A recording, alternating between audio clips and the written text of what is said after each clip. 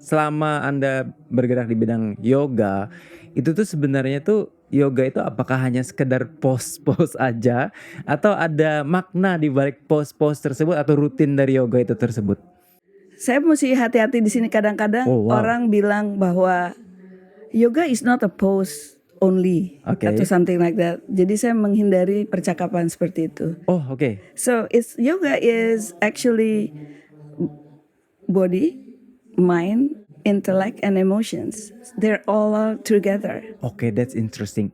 Kira-kira bisa nggak dibedah dulu apa itu body, intellect dan kawan-kawan tadi? Jadi intinya adalah yoga is a state of we're trying to connect di diri kita bagian-bagian yang terpisah-pisah karena kita sibuk. Oke. Karena kita sibuk, badan maunya apa, tapi pikiran kita maunya apa, sehingga tidak sesuai.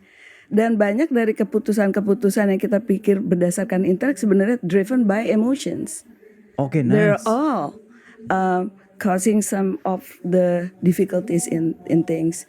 Nah, di balik itu sendiri ya kan sering kita dengar yoga is a union between soul, body, and mind. Jadi mind itu terbagi dua yang sebenarnya sumber dari suffering. Oh, wow. Which is when actually our mind and our emotions fight with one another. Oke, And not mind aligned. versus emotion. Yes.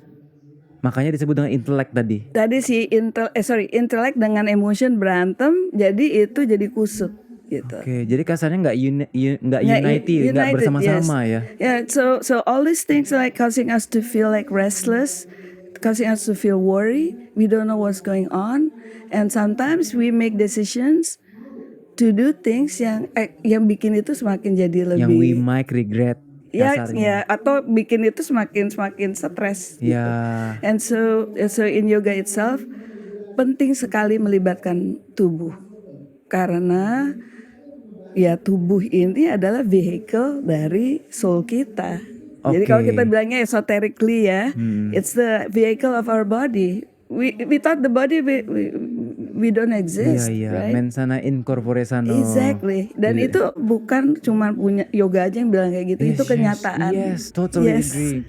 Belum apa-apa udah dikasih bahasan yang berat banget. Berat. Ini berat buat saya karena memang yoga bukan bidang saya, tapi kenapa sih Bu Mona sampai mendalami yoga sedalam ini? Apa yang memulai Anda perjalanan journey di peryogaan ini? Actually, aku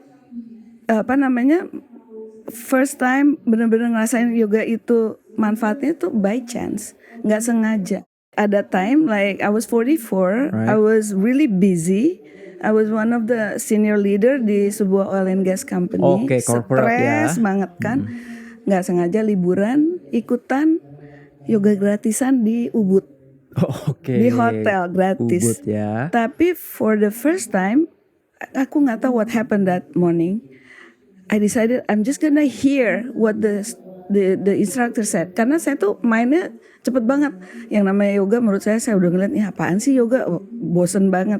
Tapi ya udahlah ya, saya dengerin. And he simply said something like direct your breath to the tips of your fingers. And then I did follow what he said, and I can feel tingling in there. And for me that was like all starting everything. Ternyata selama ini orang ngomong apa saya berpikir saya punya kayak parallel universe. Saya udah menyimpulkan orang yang ngomong ini brek. So a lot of like mungkin saya getting things done, but I actually making people feel not heard. Or maybe I was just doing what I think is right. Oke, jadi bukan listen to understand tapi ya listen to answer jadinya. Correct. So jadi pertama sekali saya cobain kayak gitu, dan pertama kali juga abis itu saya datang dapat hadiah dari adik saya yang mensupport saya. Wah, kamu pengen yoga, dibeliin lah tiket gratis ya. Lalu saya ikutan basic yoga, dapat nggak sengaja guru yang keren banget, badannya Boleh tahu keren. namanya? Joe Ichihara, orang Amerika. Joe Ichihara. Sounds like Japanese. Ya, dia dari Guam. Dan Guam, okay. dia ex binaragawan. Oke. Terus dia jadi lean. It's a her. Oke. And she was like physically like Very really fit. really beautiful, but the way dia ngajar ngerasa aku kayak nggak kenapa-napa kalau aku tuh nggak bisa ngapa-ngapain gitu. Dan semua kata-katanya itu mengarah kepada like acceptance, but also trying your best. That's quite difficult to digest. Yeah, so do this thing. Berserah tapi masih mau usaha gitu ya. Jadi usahain, tapi kalau misalnya ngerasa nggak bisa ya nggak apa-apa. That's where you are. And I think that is the power of a good teacher yang saya The menjadikan power ideal. of good teacher. Menjadikan ideal buat Noted. saya untuk kalau jadi setelah itu saya akhirnya berpikir yang paling penting adalah guru yang berpikir seperti itu, yang not only forcing people to get somewhere, but giving people, especially is yoga, right? Yes. Karena orang kan kepinginnya adalah melakukan sesuatu yang orang lain lakukan. Right. Jadi, dan itu bisa berbahaya.